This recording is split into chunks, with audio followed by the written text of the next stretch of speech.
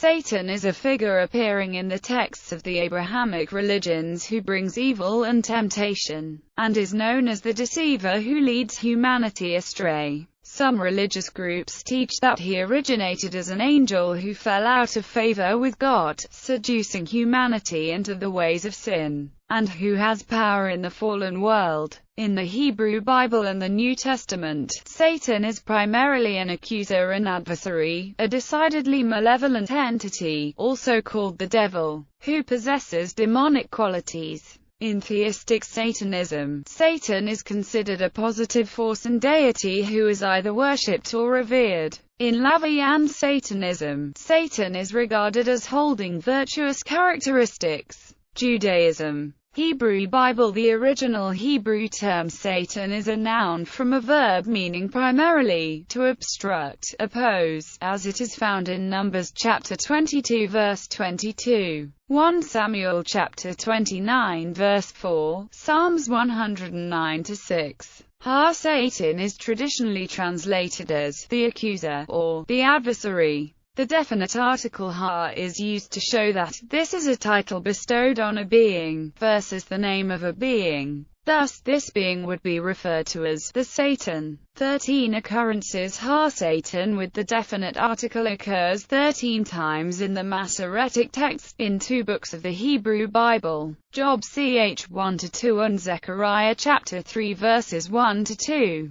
Satan without the definite article is used in 10 instances, of which 2 are translated diabolos in the Septuagint and Satan in the King James Version. 1 Chronicles chapter 21 verse 1, Satan stood up against Israel, or, and there standeth up an adversary against Israel. Psalm chapter 109 verse 6b, and let Satan stand at his right hand, or, let an accuser stand at his right hand. The other 8 instances of Satan without the definite article are traditionally translated as an adversary, etc., and taken to be humans or obedient angels. Numbers chapter 22 verses 22-32, and the angel of the Lord stood in the way for an adversary against him. 32, behold, I went out to withstand thee. 1 Samuel chapter 29 verse 4. The Philistines say, lest he, David, be an adversary against us.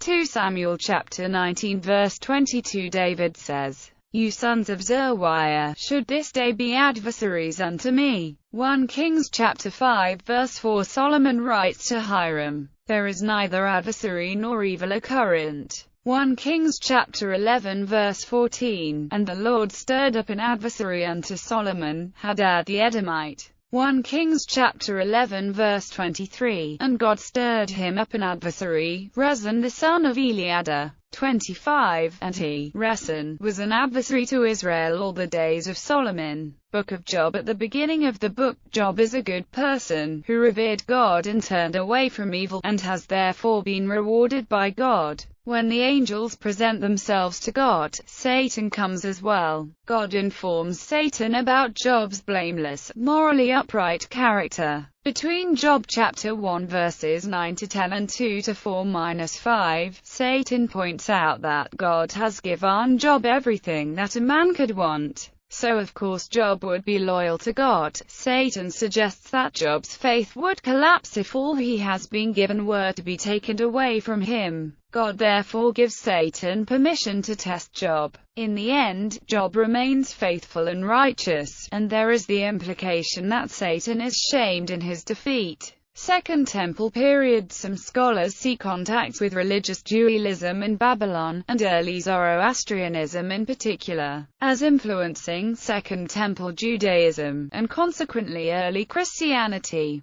Subsequent development of Satan as a deceiver has parallels with the evil spirit in Zoroastrianism, known as the lie, who directs forces of darkness. Septuagint. In the Septuagint, the Hebrew ha-Satan in Job and Zechariah is translated by the Greek word diabolos, the same word in the Greek New Testament from which the English word devil is derived. Where Satan is used of human enemies in the Hebrew Bible, such as Hadad the Edomite and Rezin the Syrian, the word is left untranslated but transliterated in the Greek as Satan, a neologism in Greek. Dead Sea Scrolls and pseudepigrapha in Enochic Judaism. The concept of Satan being an opponent of God and a chief evil figure among demons seems to have taken root in Jewish pseudepigrapha during the Second Temple period, particularly in the Apocalypses. The Book of Enoch contains references to Satariel, thought also to be Sataniel and Satanal. The similar speakings mirror that of his angelic brethren Michael, Raphael, Uriel, and Gabriel, previous to the fall from heaven. The Second Book of Enoch, also called the Slavonic Book of Enoch, contains references to a watcher called Sataniel. It is a pseudepigraphic text of an uncertain date and unknown authorship.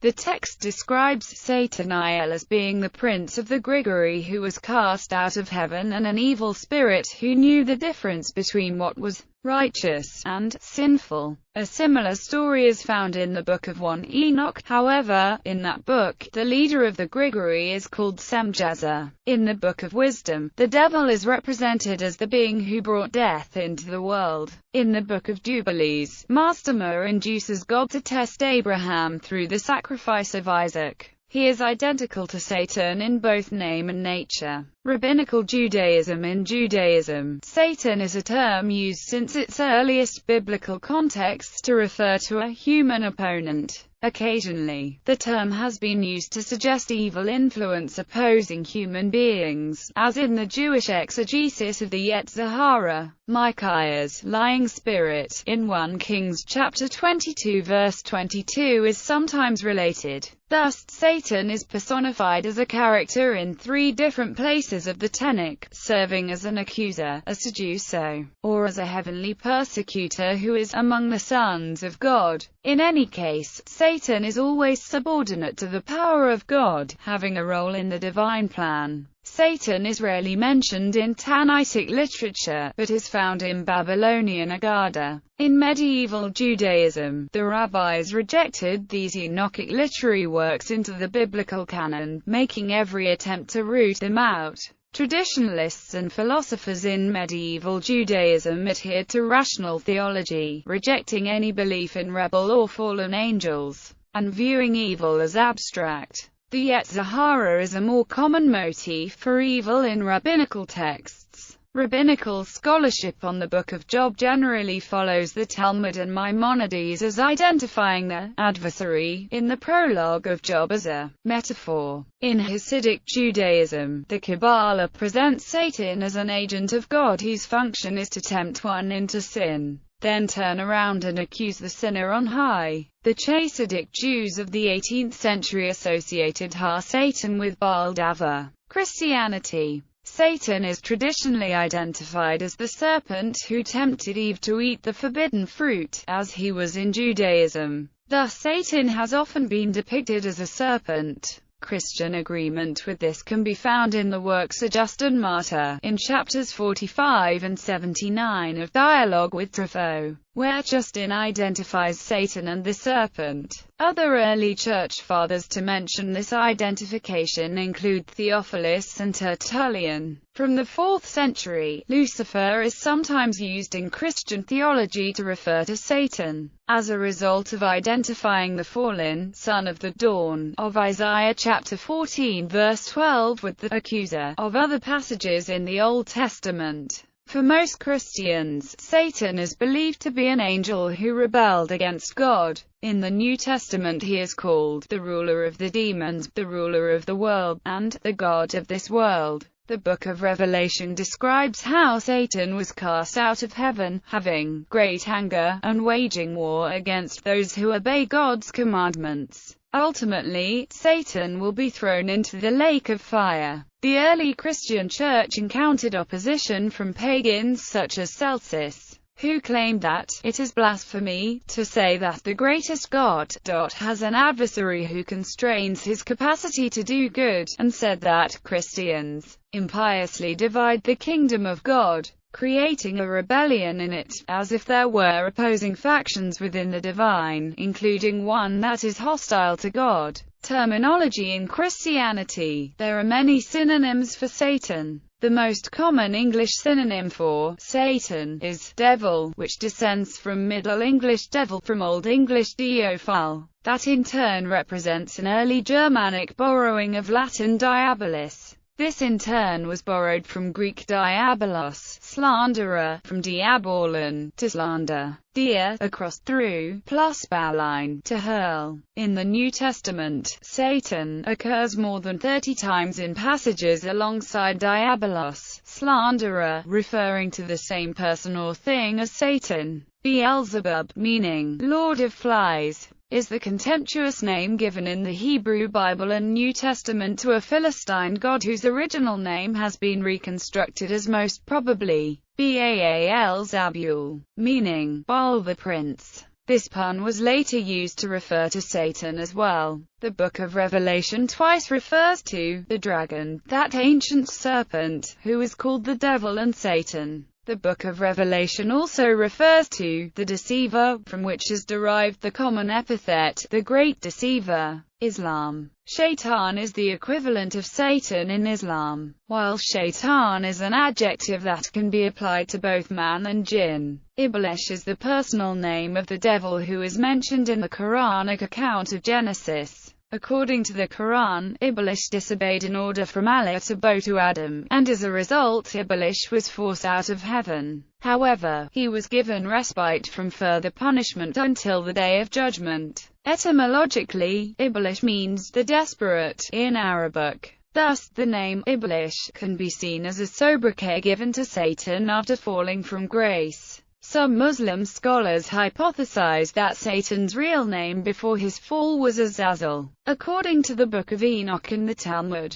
Azazel was the chief of the fallen angels who disobeyed God by committing adultery with women and teaching mankind magic and weaponry, leading to the biblical flood of Noah. According to the Quran, God created Satan, along with all of the other jinn, out of smokeless fire. The primary characteristic of the devil, besides hubris, is that he has no power other than the power to cast evil suggestions into the hearts of men and women. The Quran says that Satan was among the angels whom God ordered to bow down to Adam after his creation. It says in 1850. And mention, when we said to the angels, prostrate to Adam, and they prostrated, except for Iblis. He was of the jinn and departed from the command of his Lord. Then will you take him and his descendants as allies other than me while they are enemies to you? Wretched it is for the wrongdoers as an exchange. Whether Satan was actually an angel or a jinn whom God elevated to the angelic assembly is a matter of debate among Muslim scholars.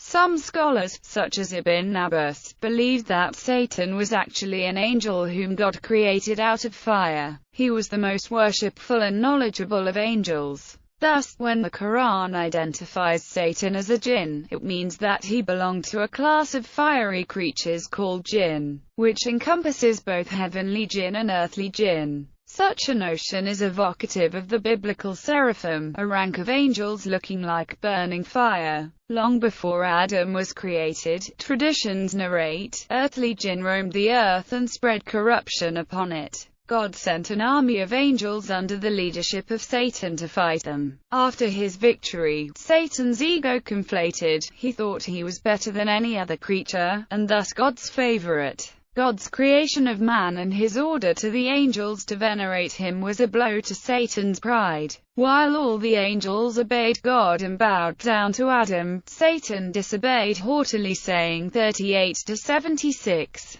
I am better than him. You created me from fire and created him from clay. Consequently, God expelled Satan from heaven, with the latter promising to lure mankind into disbelief and evil as an act of revenge from their father, Adam. Also, some scholars call Satan the peacock of angels. On the other hand, other scholars believe that there are no such things as heavenly jinn or fiery angels, and thus Satan was not an angel. He was a jinn whom God elevated to heaven as a reward for his worship and righteousness. This explains why Satan managed to refuse God's order, as angels do not have free will. They obey God's orders without questioning or complaining. As for the angels, they prostrated before Adam to show their homage and obedience to God. However, Satan, adamant in his view that man is inferior, and unlike angels was given the ability to choose, made a choice of not obeying God.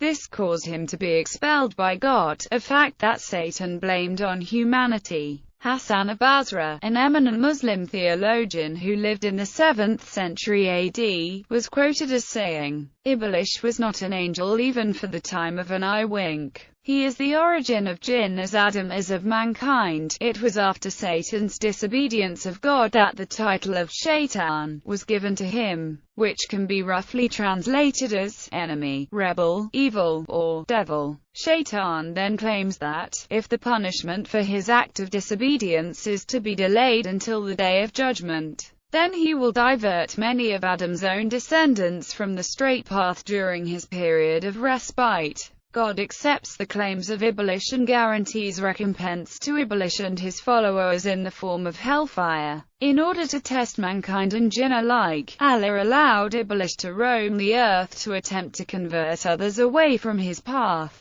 He was sent to earth along with Adam and Eve, after eventually luring them into eating the fruit from the forbidden tree. Sufi view of Satan. Sufism teaches that people should love God without expecting anything in return. Consequently, unrequited love is regarded by Sufis as that perfect type of love because the pining lover expects nothing in return. Thus, some Sufis see Satan as the paradigm of love and the perfect lover. Despite the traditional interpretation of Satan's fall from grace as an act of excessive pride and rebellion against God, some Sufis see it as an act of self-sacrifice for God's love. Satan refused to bow down to Adam out of his uncompromising monotheism and devotion. He refused to venerate anything or anyone but God. Al-Ghazali, a well-known medieval Sufi Muslim theologian, narrates, encountering Iblis on the slopes of Sinai, Moses hailed him and asked, "O Iblis, why did you not prostrate before Adam?" Iblis replied,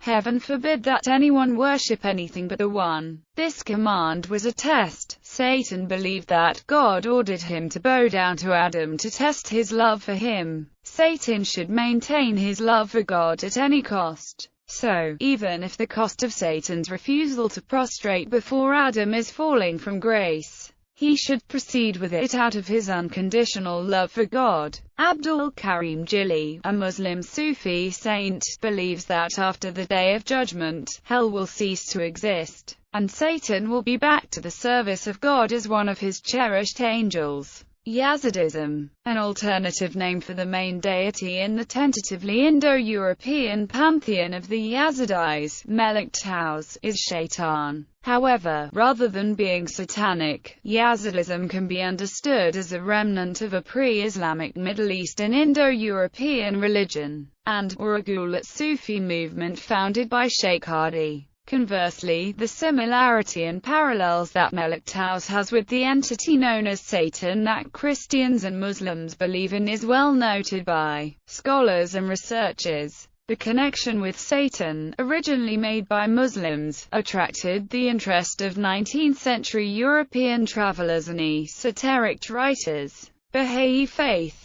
In the Baha'i faith, Satan is not regarded as an independent evil power as he is in some faiths, but signifies the lower nature of humans. Abdul Baha explains, this lower nature in man is symbolized as Satan, the evil ego within us, not an evil personality outside. All other evil spirits described in various faith traditions, such as fallen angels, demons, and jinns, are also metaphors for the base character traits a human being may acquire and manifest when he turns away from God. Satanism. Within Satanism, two major trends exist: theistic Satanism and atheistic Satanism, both having different views regarding the essence of Satan. Theistic Satanism, commonly referred to as devil worship, holds that Satan is an actual deity or force to revere or worship that individuals may contact and supplicate to, and represents loosely affiliated or independent groups and cabals which hold the belief that Satan is a real entity rather than an archetype.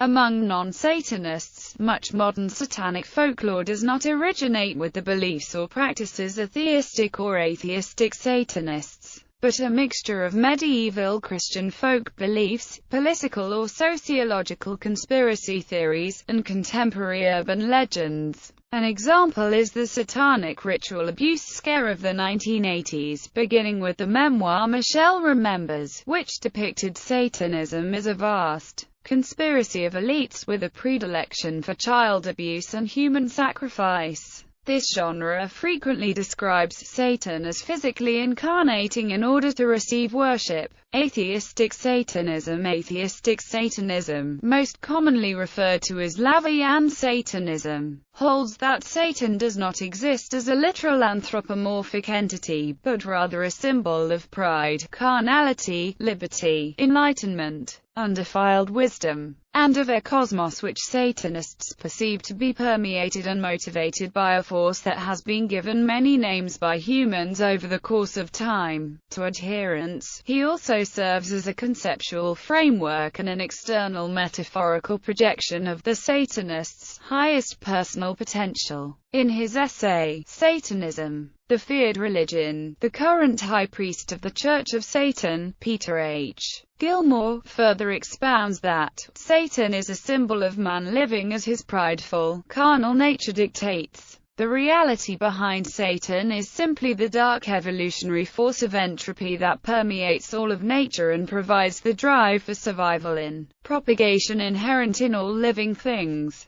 Satan is not a conscious entity to be worshipped, rather a reservoir of power inside each human to be tapped at will. Lavian Satanists embrace the original etymological meaning of the word Satan. According to Peter H. Gilmore, the Church of Satan has chosen Satan as its primary symbol because in Hebrew it means adversary, opposer, one to accuse or question.